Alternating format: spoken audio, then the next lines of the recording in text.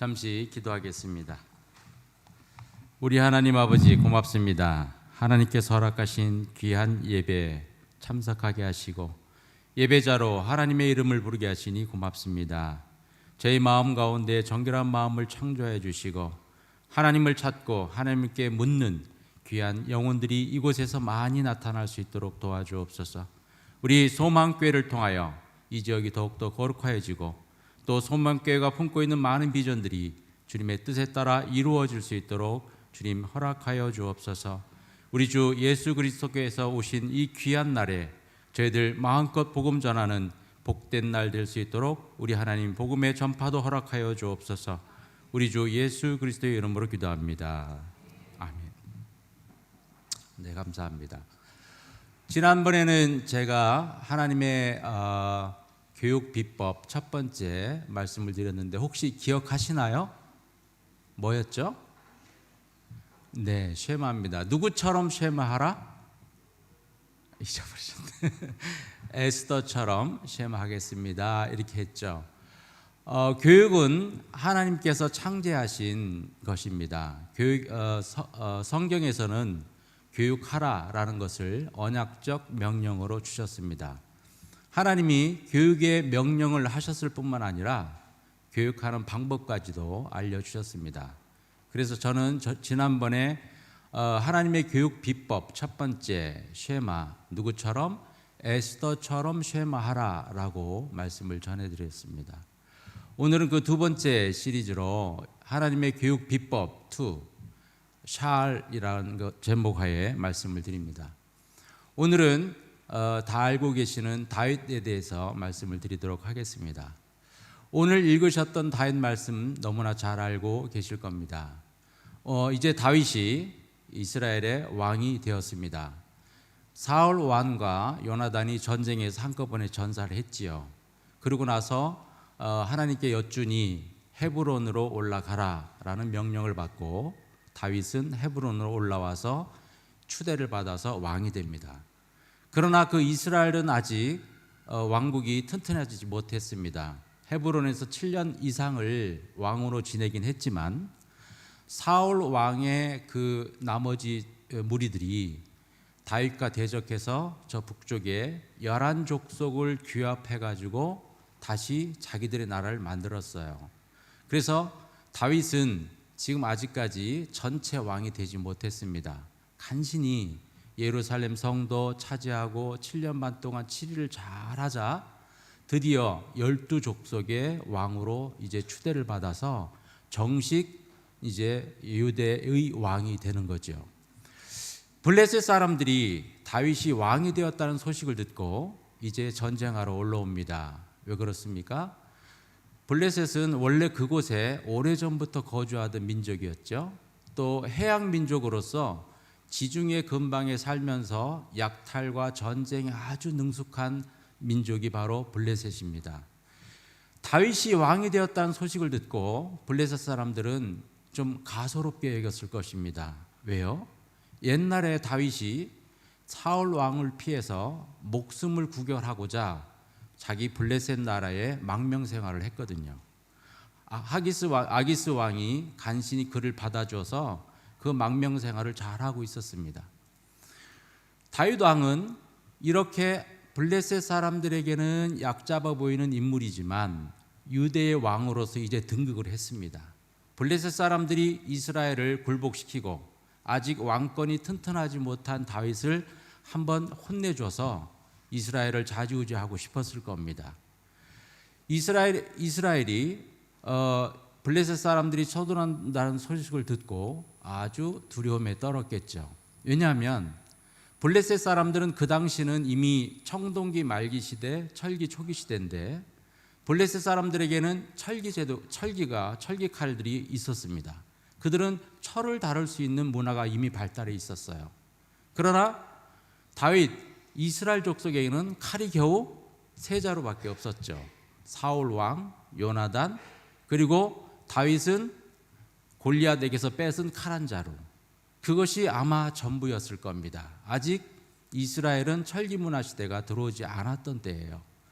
강력한 무기와 싸움에 능한 블레셋이 서들어오고 다윗은 아직 정권이 안정되지도 않았고 간신히 나라를 통일한 그 시점입니다. 다윗 왕이 이제 왕이 됐으니까 적군이 쳐들어온다는 소식을 듣고 다윗 왕의 선택은 어떻게 했을까요? 이제 백성들이 자기를 왕으로 삼았으니까 이제 나도 뭔가를 보여줘야 할 때죠. 그래서 작전회의를 해야 됩니다. 군사들 다들 오시게, 우리 작전회의를 좀 합시다.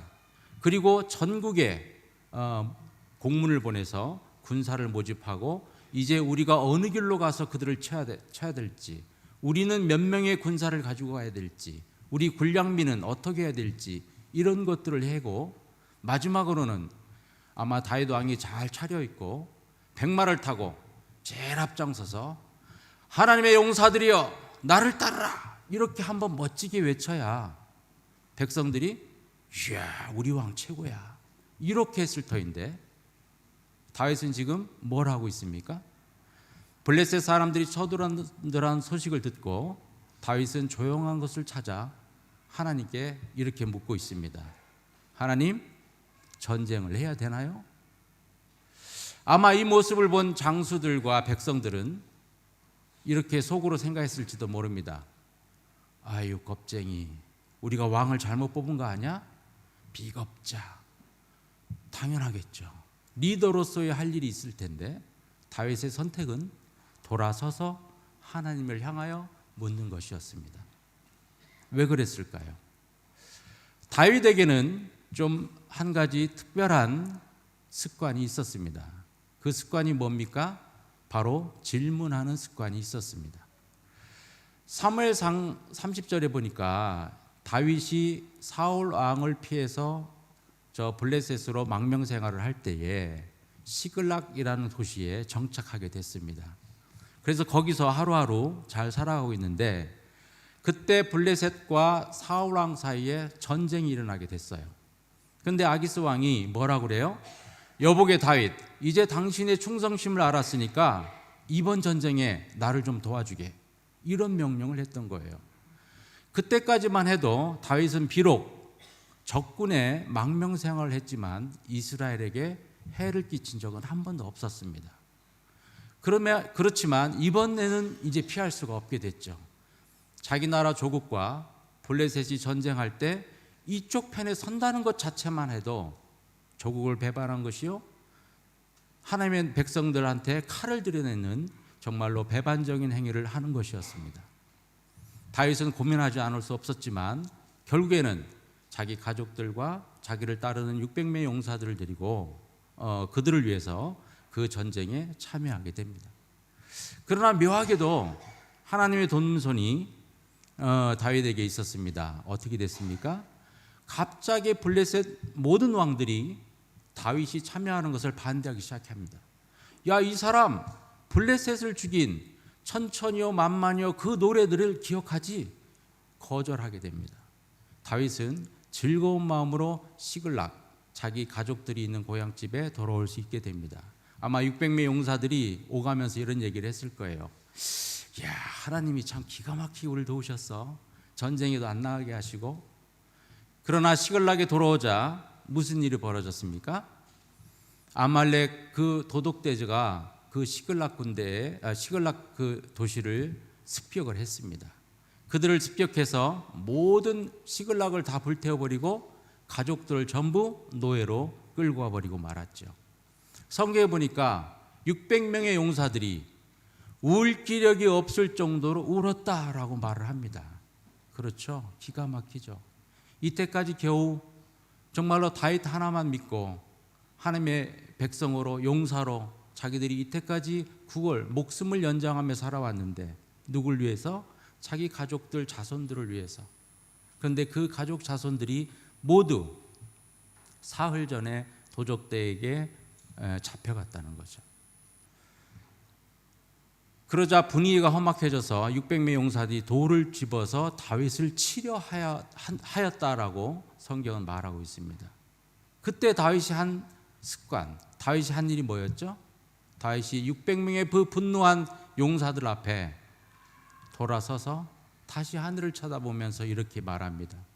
하나님, 제가 쫓아가서 그들을 잡을 수 있겠나요? 다시 우리 가족들 되찾을 수 있나요? 다행히 하나님께서 허락하셔서 그 아말렉 족속들에게 가족을 찾아올 수 있었죠.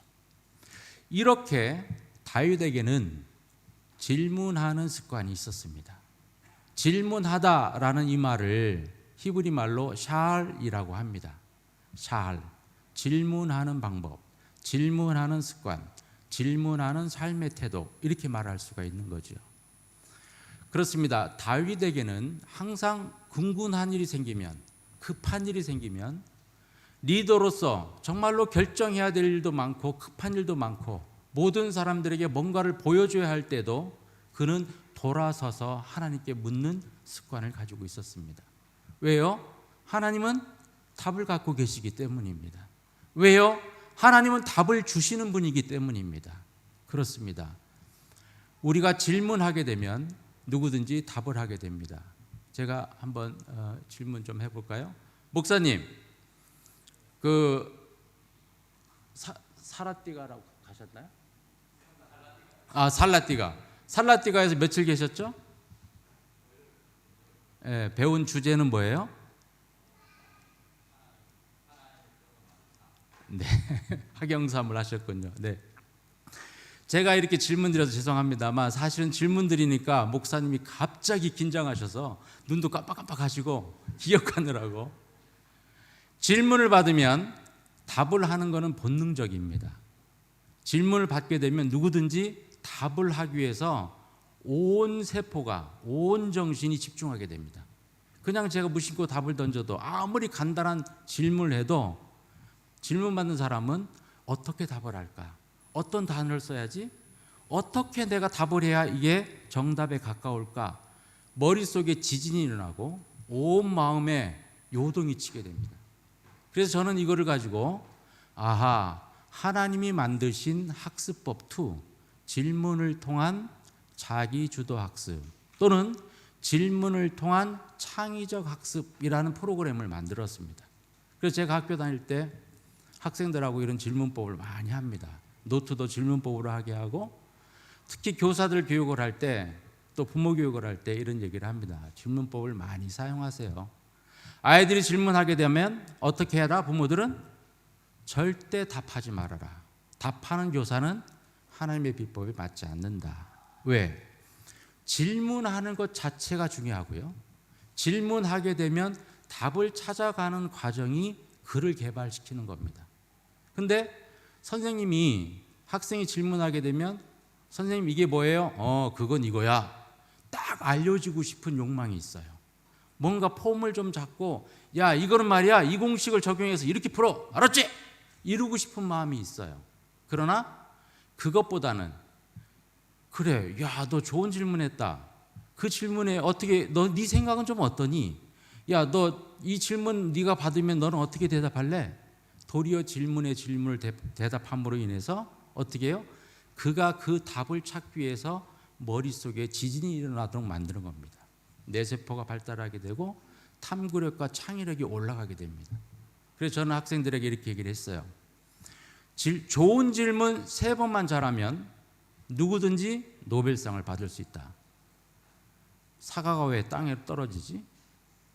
공을 아무리 높여 던져도 땅으로 떨어지네? 여기에 질문 3번만 하면 뭐를 발견할 수 있어요? 만유인력을 발견할 수 있는 거예요. 질문하게 되면 어떻게든 답을 찾게 됩니다. 그래서 질문을 통해서 창의적인 개발을 할 수 있고 질문을 통해서 사람을 개발시킬 수 있고 질문을 통해서 그 학생의 달란트도 발견할 수 있습니다. 그래서 제가 만든 구호 중에 2번째 구호가 바로 이겁니다. 나는 다윗처럼 샤알하겠습니다. 여러분 한번 따라해 보실래요?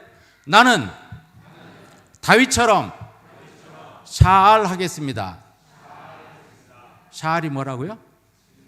네. 우리 성도에게도 이 질문은 상당히 중요합니다. 왜 그렇죠? 성경에 보면 하나님도 수많은 질문을 하셨고 예수님도 질문을 사용하셨습니다. 많은 위대한 선생님들, 철학자들, 과학자들이 질문을 통해서 자기 제자를 길러냈고 자기 학문을 발전시켰습니다. 특히 우리 성도들도 이 질문의 다른 형태는 뭐라고 말을 하죠? 바로 기도라고 얘기를 합니다. 우리는 하나님께 질문할 수 있는 사람입니다.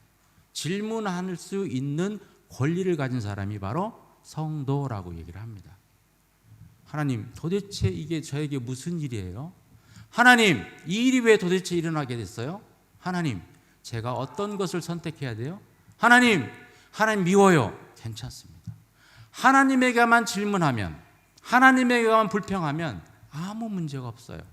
하나님은 들어주시고 해결해 주시고 길을 알려주시게 되어 있습니다. 질문을 받기를 좋아하시는 하나님, 그 질문에 기꺼이 답해 주시는 하나님을 우리는 누구라고 불러요? 아버지라고 부르잖아요. 여러분들은 질문할 수 있는 권리를 가졌습니다.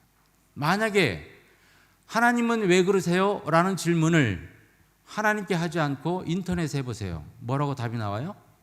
그런 하나님 믿지 마세요. 딱 나오죠. 책에게 물어요? 그런 하나님 없어요. 이렇게 나옵니다. 그러나 성경에 묻고 성령님께 묻고 하나님께 물으면 정말로 인생의 바른 길, 나에게 가장 행복한 길, 인도네시아 말로 나에게 가장 뾰족한 길을 하나님은 딱 마련해 주십니다. 그게 샤알입니다. 그 기법을, 그 비밀을 다윗은 알고 있었던 거죠. 그래서 우리 성도들은 저는 이렇게 생각합니다. 하나님께 질문을 하는 권한을 가졌을 뿐만 아니라 또한 우리 주님께, 예수님께 질문에 답해야 되는 존재다, 이렇게 말을 합니다. 우리 주님은 우리에게 뭐라고 물어보셨죠? 너는 나를 누구라 하느냐? 너에게 있어서 나는 어떤 존재니? 예수님이 가장 궁금했던 질문, 그거 하나 하셨죠. 그리고 또 하나 추가하자면 그 십자가 위에서 정말로 우리를 위해서 다 모든 걸 내어주시면서 하셨던 질문, 너 나 사랑하니? 그 질문이죠. 우리가 그 질문에 수백 번 답할 필요는 없어요. 그리고 뭐 이렇게 스피커 앞에 저요 예수님 사랑해요 이렇게 고백할 필요도 없어요. 조용한 골방 가운데 아니면 내 마음 가운데라도 그래요 예수님 저도 사랑해요 한 번만 얘기하셔도 돼요. 그죠? 인간은 하나님께서 우리를 만들 때 질문하는 존재로, 그리고 질문에 답하는 존재로 서로 교통하고자 만들었다고 저는 생각을 합니다. 그래서 우리는 이 질문법에 대해서 100% 알 필요가 있을 거라고 생각을 해요. 이따가 오후 때에 많은 질문을 하시면 제가 또 많은 대답을 찾을 텐데 그때도 이 학습법에 대해서 배워보도록 하겠습니다. 오늘 제가 여러분에게 드리고 싶은 한 가지 구호, 나는 다윗처럼 샤알하겠습니다. 잊지 마시기 바랍니다. 저번에 배웠던 거, 나는 에스더처럼 쉐마하겠습니다. 들으면 지식이 생깁니다. 들으면 내가 성장하게 됩니다. 들으면 상대방한테 신임을 얻을 수 있습니다. 들으면 잘 듣기만 하면 상대방을 치유할 수 있는 능력까지 가지고 있는 것이 바로 쉐마의 능력입니다. 오늘 여러분은 또 하나의 무기를 장착하셨습니다. 뭡니까? 질문하는 법입니다. 질문하는 태도입니다. 질문하는 삶입니다. 그리고 그 질문하는 삶이 자꾸 개발되다 보면 좋은 질문을 하게 됩니다. 좋은 질문을 하게 되면 좋은 답을 얻어낼 수 있습니다. 좋은 답을 얻기만 하면 여러분이 원하는 어떤 것도 손쉽게 그리고 정말 바른 길을 찾아갈 수 있습니다. 특별히 우리 성도들, 하나님께 질문할 수 있는 권한을 가졌다는 것 꼭 기억하셔서 새벽마다 차 안에서 핸들 잡고 있을 때라도 어떤 경우라도 하나님 이런 경우에는 하나님은 어떻게 생각하세요? 하나님 저 이거 해야 돼요? 말아야 돼요? 그냥 간단하게 질문하십시오. 3초면 질문할 수 있습니다. 그러면 하나님이 답하시려고 고민하실 겁니다. 이 친구한테 맞는 길이 어떤 거지? 하나님을 고민케 하는 여러분 성도가 되시면 하나님은 여러분을 보시면서 항상 웃으시고 좋은 길로 인도하실 겁니다. 자, 마지막으로 저를 한 번 더 따라하겠습니다. 나는 나는 다윗처럼 샤알하겠습니다. 그렇습니다. 성도 여러분, 항상 샤알하십시오. 그리고 우리 자녀들 샤알하는 삶을 살 수 있도록 훈련시키고 가르쳐 주십시오. 좋은 질문하는 사람, 탐구력이 강해지고 좋은 질문을 하는 친구들 점점 더 영특해질 것이고, 좋은 질문하는 친구들 아주 귀한 답을 찾아서 다윗처럼 이 땅에 영향을 미치는 귀한 우리 자손들 될 것이라 확신합니다. 기도하겠습니다. 하나님, 다윗이 그렇게 궁극할 때, 정말로 시급할 때, 정말로 갈 길을 못 찾을 때 돌아서서 하늘을 우러러 하나님께 물었습니다. 우리의 삶 가운데에 우리에게도 답답함이 많습니다. 눈물이 많습니다. 정말로 그러할 때에 주님 앞에 돌아서서 질문할 수 있는 영혼 될 수 있도록 축복하여 주옵소서. 그리고 우리도 진심으로 우리 주님께 답할 수 있는 사람 되기를 소망합니다. 예수님, 저도 사랑해요. 이런 답을 할 수 있는 그 귀한 성도가 그들 자녀를 기를 때에 하나님의 가치관을 하나님의 방법으로 잘 길러내는 귀한 가정 될 수 있도록 도와주시고, 그 자녀와 그 손자들이 그 부모 세대들보다 더 위대해질 수 있도록 주님께서 복의 복을 더하여 주옵소서. 특별히 소망교회 가운데에 우리 하나님 큰 손을 거두사 아버지 복 내려주셔서 이 당세대뿐만 아니라 그 자손 세대 천대에 이르기까지 주님의 복을 받는 귀한 성도들 될 수 있도록 주님 축복하여 주옵소서. 다윗처럼 항상 묻고 다윗처럼 좋은 답을 구하는 귀한 성도들 될 수 있도록 축복하여 주옵소서. 예수님의 이름으로 기도합니다.